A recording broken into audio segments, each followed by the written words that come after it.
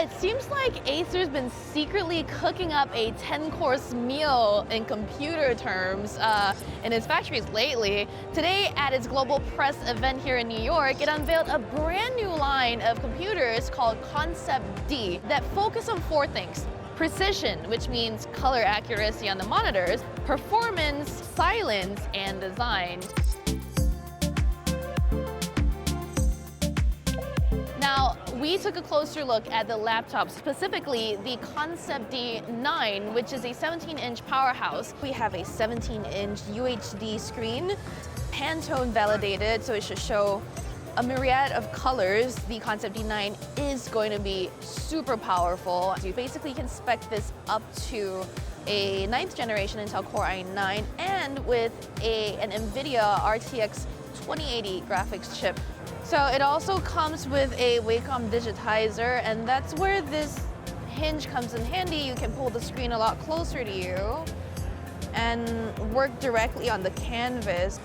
Another thing that we can't really check out here at this noisy hands-on event is the fact that Acer said this is a quiet machine despite packing a cooling system. In fact, it's supposed to run at 40 decibels, which Acer CEO Jason Chen actually said is about the same noise level as you'd find in a library.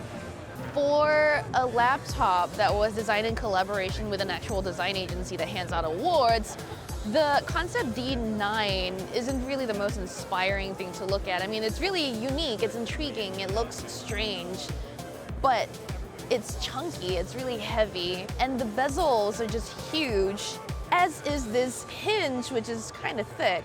Now, another thing I've noticed with this hands-on unit too that seems a little rough is the keyboard. It has a very strange actuation. It's very, very spongy, and the actuation force just seems a little off. Hopefully, Acer sorts out its issues before actually selling these, and we're hearing that these will be available in August or later this year.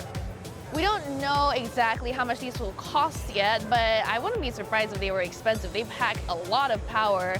While I'm not certain that the ConceptD line is definitely going to be a hit, I am encouraged to see, though, that Acer is at least trying something different and something new.